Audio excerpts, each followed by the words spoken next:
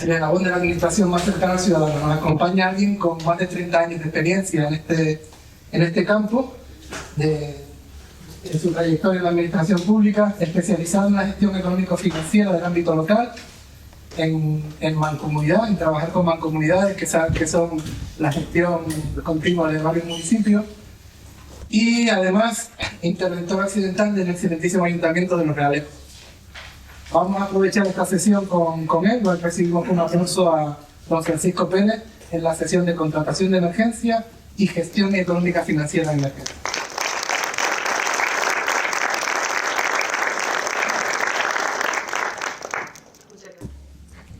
Bueno, buenos días a todos y a todas. Ante todo, agradecer que haya contado conmigo el Instituto Canario de Administración Pública para esta ponencia específica que versa básicamente sobre la activación, en este caso, del protocolo de emergencia que todos conocemos, el 120 de la propia Ley de Contratos del Sector Público, y lo que es la gestión económico-financiera que de manera simultánea o paralela tiene que venir acompasada en este caso con la tramitación de esa circunstancia. He tenido que condensar en 20 minutos lo que a priori era una exposición más larga, así que de entrada me disculpa. Voy a ir bastante rápido, quizás se me quedan algunas cosas por el tintero, pero estoy convencido de que a posteriori en la mesa de ronda, por todas aquellas inquietudes y desvelos que le afloren, que le surjan con esta materia, pues obviamente tendrán la oportunidad de formularla. Mi ponencia va a ir se divide en 4 partes. Una primera parte muy sencilla, muy práctica, en este caso de enfocar todo lo que es el marco jurídico general de la tramitación de emergencia, lo que es la tramitación de emergencia propiamente dicha, que gira en torno a este archiconocido artículo, el 120 de la propia Ley de Contratos, también retroalimentado en este caso por ingente cantidad de consultas, de recomendaciones, de informes, de juntas consultivas de contratación, de tribunales de recursos contractuales. Ya entrando en materia, la parte de la gestión económico-financiera, vemos poderosas herramientas en este caso para poder habilitar el crédito en nuestro presupuesto de una manera ágil, aunque no lo tengamos expresamente habilitado ni tengamos otros recursos, y también una serie de conclusiones y control y conclusiones, donde básicamente hablo de mi papel en este caso, como en varias ocasiones me ha pasado como interventor, en cuanto a la fiscalización previa y limitada del gasto y al control financiero posteriori que se hace, ¿no? Bien, una primera aproximación a nivel general la vemos en este caso con la propia tramitación de emergencia. ¿Cuándo procede? Pues atendiendo precisamente a lo que contempla el artículo 120 de la Ley de Contratos, solo procedería en este caso a tramitar la emergencia cuando concurren cualquiera de estas 3 circunstancias, que se trata de una actuación inmediata por acontecimientos catastróficos, situaciones que supongan grave peligro o necesidades que afecten a la defensa nacional. Sencillamente esto es una primera aproximación, porque ya entraremos en detalle en cada una de estas. El régimen del 121 de la propia Ley de Contratos del Sector Público establece que el órgano de contratación puede ordenar la ejecución inmediata de lo necesario para atender tras la activación de esa emergencia, para atender lo que resulte necesario, extremadamente perentorio y urgente para atemperar esa situación. No es obligatorio tramitar expedientes de contratación, puede contratar libremente, total o parcialmente, incluso cabe en este caso la contratación verbal, a pesar de que expresamente el artículo 37.1 de la Ley de Contratos prohíbe expresamente la contratación verbal, pero cabe. No se aplican los requisitos formales ordinarios en cuanto a la preparación del contrato, que recoge expresamente la vigente Ley de Contratos, y una cuestión importante que puede actuarse incluso sin que se disponga de crédito suficiente y adecuado para dar cobertura a los gastos dimanantes de esa actuación. Como bien saben, concurre un supuesto de nulidad si no dispongo de los créditos suficientes y adecuados para dar cobertura a cualquier tipo de gasto bajo, pero hay una excepción importante que contempla este precepto, que es bajo esta situación de emergencia. Los límites de control, ya lo veremos más adelante, es importante determinar que tiene que actuar de una manera activa y proactiva la propia organización, porque tiene que dictar un acto administrativo, en este caso, que activa la situación de emergencia para poder estar dentro del marco jurídico vigente a través del acto administrativo, y tenemos un plazo, la administración tiene un plazo de 1 mes para dictar, para en este caso iniciar las prestaciones contractuales derivadas de esa situación de emergencia. Y ese cómputo, ese plazo, no empieza a computar desde el mismo momento en que se produce el incidente, sino que es desde el mismo momento que se activa a través de ese acto administrativo lo que es la situación de emergencia, ¿vale? Por tanto, la ejecución debe iniciarse en el plazo de 1 mes, ¿vale? Y después de la actuación, en este caso ya se seguirían los trámites previstos en la propia Ley de Contratos, Y lo que quiero que en este caso tenga claro es las ideas claves de esta primera introducción, es que es un procedimiento extremadamente excepcional, que la actuación de la administración debe ser inmediata, que no es necesario tramitar un expediente ordinario, a pesar del contexto de administración electrónica en el que nos desenvolvemos, es fácilmente, en este caso, aperturar un expediente electrónico, el inicio de un mes desde que se dicta el acto administrativo, y que todo aquello que no es emergencia es urgencia o puede encauzarse a través de los distintos procedimientos de contratación, ¿vale? Tenemos que buscar el equilibrio perfecto entre lo que es velocidad y garantías. Los tribunales de cuentas ya, y de reiterada y amplia doctrina, son claros. La emergencia encubre debilidades de la gestión y graves problemas de control. España tiene un problema sistémico con la sobreutilización. Como referencia, animo a que le echen un vistazo a la recomendación de la Junta Consultiva de Contratación Administrativa del Estado, del 3 de abril del año 2025, la 15 de 2025. Es extremadamente reciente, pero valora los criterios y aspectos que debe comprobar el órgano de contratación a efectos de determinar, de calificar si estamos realmente ante una situación de emergencia, porque quizás estemos ante una situación de imperiosa urgencia o de urgencia, o quizás a través de un procedimiento ordinario, pero no una situación de emergencia en sentido estricto del 120 de la Ley de Contrato. Y importante, nosotros nos gustan mucho los interventores, lo que son las casillas de verificación para determinar si se cumple una serie de requisitos en la fiscalización previa limitada, y aquí incluye esta recomendación una lista de comprobación detallada para que los órganos de contratación puedan, en este caso, verificar si concurren todas y cada una de estas circunstancias, ¿vale? En cuanto a los presupuestos habilitantes, ya lo comenté antes, la introducción, en este caso estamos hablando en la activación del 120 de la Ley de Contratos, cuando estamos ante acontecimientos catastróficos, situaciones de grave riesgo, y también cuando se trata de necesidades de defensa nacional. Vamos, acontecimientos catastróficos, los conocemos, terremotos, inundaciones severas, en situaciones de grave riesgo inminente que derrumbe infraestructuras públicas y necesidades críticas, en este caso, de la seguridad del Estado que tendrían encaje en lo que es necesidad de defensa nacional. Atendiendo lo que decía la propia recomendación de la Junta Consultiva de Contratación Pública del Estado, la 15/2025, y también las resoluciones de tribunales administrativos de recursos contractuales, establece que los 5 requisitos acumulativos que se tienen que cumplir para que la situación pueda tener la condición de calificación de emergencia es, uno, que sea la justificación esté debidamente justificado, la justificación estricta, concurrencia de algunos supuestos que se indicó, tasativos que contempla el 121 de la Ley de Contratos, la imprevisibilidad, que la emergencia no es imputable a los órganos de contratación, el alcance limitado, la tramitación se limita a lo estrictamente indispensable, el objetivo temporal, o sea, el hecho de que haya habido un derrumbe que haya afectado una vía pública, eso no significa que aprovechemos la coyuntura en la que ya estamos y montemos una fuente, arreglemos la acera y pongamos banquitos, sino se tiene que limitar las actuaciones, las prestaciones contractuales, lo estrictamente necesario para restablecer, en este caso, las infraestructuras que han sido dañadas por esta situación de emergencia, ¿vale? Y la apreciación de la emergencia del órgano corresponde al órgano de contratación. La emergencia apreciada y motivada por el propio órgano de contratación, que es el que tiene que dictar el acto administrativo para declarar formalmente. Por lo tanto, ya recapitulando un poco en esta primera fase, lo que permite ordenar la ejecución sin expediente de contratación, contrata libremente en todo o en parte, sin sujeción a los requisitos formales que establece la propia normativa para la Ley de Contratos. No tenemos que contar con crédito suficiente y adecuado de entrada, y el inicio de la ejecución, el plazo máximo de un mes desde que se dicta ese acto administrativo. En el caso del ayuntamiento, decreto, mediante el cual el órgano de contratación pues activa el protocolo de emergencia. Vale. Obligaciones y límites, limitarse a lo estrictamente indispensable, como dije antes. El contratista debe reunir capacidad y solvencia. En este caso no se puede omitir. Hay que verificar en todo caso a través de plataformas de intermediación de datos, apelando al amparo del 28 de la propia Ley de Contratos del Sector Público, de la Ley 39/2015, de que el contratista propuesto cumple con los requisitos de capacidad de solvencia que garantiza, en este caso, que establece o que recoge, que exige la propia Ley de Contratos, verificar el plazo de un mes, el inicio de las prestaciones, y una vez toda la ejecución ya se pueden paralelamente articular los mecanismos procedimentales que se estimen oportunos para ir por otras vías, ¿no? ¿Vale?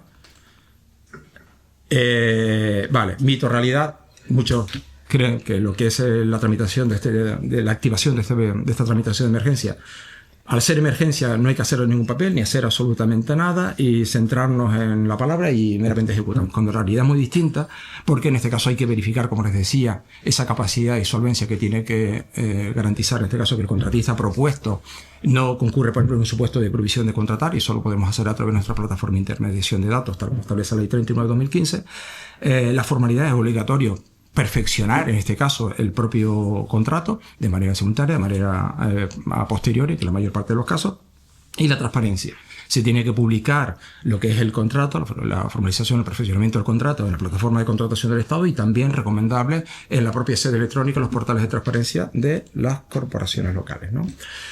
Bien, como bien decía, hablamos del embudo de la urgencia. Vale, solo podemos acudir a la vía de la tramitación de emergencia que recoge el artículo 120 cuando no es posible acudir a las otras vías. Aquí en este caso les nombro lo que es negociación con publicidad por imperiosa urgencia, que recoge el artículo 168b primero de la propia ley de contrato, eterna olvidada en el sentido de que establece también un mecanismo interesante que va en paralelo con las propias directivas comunitarias, que ante un acontecimiento previsible, el procedimiento, podemos acudir al procedimiento negociado sin publicidad y la justificación directa estaría más que justificada. Después está la tramitación urgente, que recoge el 119 de la ley de contratos, y si no, un procedimiento ordinario. Por lo tanto, solo la emergencia es el vértice final del embudo. Si la necesidad encaja en alguno de los niveles anteriores, no podríamos acudir a la vía de emergencia, que es la que suele, en la mayor parte de los casos, apelar casi con carácter inmediato. Bien. Importante, en todo este ecosistema es importantísimo, clave, esencial, lo que es el acto administrativo en este caso, el acuerdo mediante el cual se declara formalmente la concurrencia de una situación de emergencia. Es imprescindible que el órgano de contratación, en este caso el ayuntamiento, en el ámbito en el que me muevo, dicte un acto administrativo expreso declarando la emergencia de manera previa o simultánea al inicio de la actuación, asegurando la base legal para las contrataciones directas que se tienen que realizar. A partir de ese momento se da el pistoletazo de inicio de ese mes para que se inicien las prestaciones contractuales derivadas de esto. Yo les, a través del código QR, pueden descargar sus modelos. Un modelo de decreto que he hecho, donde contempla incluso en la parte dispositiva hasta 9 puntos que resultan de interés, en este caso como recomendación, para que el día de mañana, si tienen que acometer o dictar o preparar, formular algún tipo de propuestas relacionadas con esta tramitación de emergencia, pues lo puedan hacer en el sentido de que no solo se declara formalmente la situación de emergencia, sino también se ordena que se incoe el expediente de modificación de créditos que proceda para poder dar cobertura financiera presupuestaria a todo esto, ¿vale? Por esta declaración y la posterior modificación presupuestaria, las actuaciones de urgencia quedarán correctamente encausadas desde el punto de vista jurídico. Vale. El plazo de inicio, como les decía, un mes, ya no persevero en esto, en el sentido de que desde que se dicta este acto administrativo, la pieza clave en todo lo que es la tramitación de emergencias y sobre todo fundamentado, retroalimentado por los informes que desde el punto de vista técnico tienen que hacer las distintas dependencias municipales, los informes técnicos que le permitirán al órgano de contratación tener elementos objetivos para declarar la situación de emergencia y al mismo tiempo también de cara al futuro, porque en la mayor parte de este tipo de actuaciones hay financiación que viene de distintas administraciones. Por lo tanto, el expediente tiene que estar impoluto y tiene que estar bien documentado. Y cuando dicta un acto administrativo el alcalde, tiene que estar perfectamente fundado. Hablo de alcalde en sentido, hablo del órgano de contratación, tiene que estar perfectamente soportado, fundamentado en los informes que lo acompañan, ¿no? ¿Desde cuándo? Pues desde cuándo se tiene que, en este caso se tiene que dictar el acto administrativo y a partir de eso hay un mes para que se inicien las prestaciones contractuales. En el caso de obras, que son la mayor parte de los casos, con el acta de replanteo previo, en este caso ya se entiende que se ha iniciado la actuación. ¿Quién es el órgano competente? El órgano competente, en el caso de la administración local, nos vamos, a la disposición adicional segunda de la propia ley de contrato, en el sentido, atendiendo determinados umbrales, es el alcalde, y superando esos umbrales es el pleno, ¿no? Y hay una serie de listas de comprobación que les recomiendo encarecidamente que acudan a esta recomendación de la Junta Consultiva de Contratación Pública de la 15/2025, donde hay una serie de checklists, de listas de chequeo para determinar si concurren los supuestos habilitantes para esto, ¿vale? Bien, dos ejemplos. El típico ejemplo de la bomba de agua averiado, ¿vale? Una bomba de agua municipal se quema por un fallo eléctrico, varias urbanizaciones quedan sin suministro y el ayuntamiento usa la vía de emergencia para un soterramiento nuevo y cambio de transformador. La vía correcta no es el acudir a la vía de 120. En este caso podría acudirse a la vía de 119, urgencia, pero no concurren los supuestos habilitantes para acudir precisamente a la vía de la emergencia, ¿vale? Por tanto, tras este primer análisis no concurre este supuesto. Esta segunda, un edificio colapsado al límite del alcance, hecho 2 viviendas colapsadas en un centro histórico, requiriendo los desalojos y la acción inmediata, ¿vale? Por tanto, si concurre un supuesto habilitante para acudir a la vía del 120 de emergencia, pues todas las actuaciones, todas las prestaciones contractuales necesarias que van vinculadas, el rescate, el desescombro inmediato, el apuntalamiento, la estructura, etcétera, ¿vale? Pero se limita, se circunscribe única y exclusivamente dentro de este perímetro a lo que son actuaciones de emergencia. El resto tendrían que ir por la vía de la contratación ordinaria, de la contratación urgente o de la imperiosa urgencia del 168b primero, ¿vale? No directamente todo, ya que aprovechamos, ¿vale? El talud y tal, y aprovechamos también, hacemos un kiosco, no. Tiene que limitarse única y exclusivamente a las actuaciones más perentorias, ¿vale? Bien, entrando ya en la cobertura, en la última parte, en la gestión económico-financiera. Como bien saben, por el propio 173.5 de la Ley de Hacienda Local, ejemplo, la unidad de mérito local, no se puede contraer obligaciones y cuantías por el crédito superior al autorizado. Si yo no dispongo de crédito suficiente adecuado, obviamente concurre un supuesto de nulidad de actuaciones. Salvo, en este caso, hay una excepción. Una excepción es que lo recoge expresamente, como bien saben, el artículo 120, que te permite la tramitación de emergencia, te exime de acreditar con carácter previo lo que es la disponibilidad de crédito suficiente adecuado. Pero eso no te impide que paralelamente, de manera simultánea, paralela, vayas tramitando en tu administración el crédito suficiente adecuado para dar cobertura a todas las obligaciones dimanantes de esa tramitación de emergencia. Incluso unos márgenes por si aflora alguna otra prestación que inicialmente no tenías previsto. ¿De dónde se obtiene esa financiación? Pues básicamente en el ámbito local de remanente líquido de tesorería, de bajas por una anulación, de ingresos superiores a los previstos, pero básicamente el remanente líquido de tesorería, porque la propia definición que nosotros elaboramos en el presupuesto, ningún ayuntamiento pone una partida específica para en caso de catástrofe, que un volcán aflorado, es que ha habido un terremoto. No, o sea, aunque tengamos crédito en otras aplicaciones presupuestarias, puede ser crédito suficiente, pero nunca será adecuado porque esa contingencia no era prevista, no la tenía prevista, con una salvedad. Aquellos que conocen la mecánica presupuestaria, la estructura presupuestaria, hay un capítulo 5 que es el fondo de contingencia. Los ayuntamientos se pueden tener cantidades consignadas en el fondo de contingencia y pueden apelar precisamente a ese fondo de contingencia para poder tramitar estos expedientes de modificación de crédito. Además, en el ámbito local también tenemos una poderosa herramienta. La poderosa herramienta es la que está prevista en el artículo 177.6 del texto refundido de la Ley de Hacienda Local. Y es que, a pesar de la concesión de crédito extraordinario, esa modificación de crédito tan excepcional que lleva la aprobación inicial sujeta a exposición pública durante un plazo de 15 días hábiles, etc., lleva un régimen excepcional, te permite, en este caso el 177.6, la ley del texto refundido de la Ley de Hacienda Locales, declarar esa modificación de créditos inmediatamente ejecutiva. ¿Qué significa? Que en el mismo momento en el que el Pleno aprueba esa modificación de créditos, porque es el órgano competente, esa modificación de créditos que adopta la modalidad de concesión de crédito extraordinario, esos créditos son inmediatamente ejecutivos. Eso no impide que se someta a exposición pública, se forme un plazo para alegaciones y todos aquellos que quieran mostrar oposición a lo que es la modificación de créditos. Pero es inmediatamente ejecutivo. Convoca un pleno extraordinario urgente si precisa la situación y esa misma tarde ya dispongo de todos los créditos, porque en la fase previa, obviamente no hay una fase de autorización de gasto ni un compromiso, pero habrá un momento en que empiezan a llegar las certificaciones de obra, ¿no? Si esas certificaciones de obra, esas facturas, esos soportes documentales no disponen de cobertura, pues en este caso se verá abocado el interventor a formular, pues en este caso, reparo de legalidad, ¿vale? ¿Qué es lo que no se debe hacer? Pues por el mero hecho, desde la intervención, ya desde la óptica de control financiero, desde la óptica de la intervención, de la fiscalización previa o plena o previa limitada. Lo que no puede hacer es reparar el expediente por considerar que el supuesto es una emergencia. Aquí no se pueden hacer, yo no me puedo limitar a hacer juicios de valor. Tiene que ser el órgano de contratación quien en este caso aprecie que concurren los supuestos habilitantes en base apoyado en cada uno del informe técnico de que estamos ante una situación de emergencia. Yo lo que no puedo hacer es juicio de valor y estimar que no considero, desde mi punto de vista personal, que concurren los supuestos para ir a acudir, en este caso, a la tramitación de emergencia del 120. Pero sí podemos en este caso, tampoco puedo en este caso bloquear la actuación por ausencia de trámite. No puedo emitir reparo por el hecho de que no exista crédito suficiente adecuado, toda vez que le ampara el propio 120 al órgano de contratación para impulsar esa contratación verbal, como decía, ¿vale? Y no deberían confundir la urgencia con ausencia de control. En este caso es tenemos que llevar un control paralelo simultáneo, pero bajo ningún concepto nosotros tenemos que bloquear este procedimiento.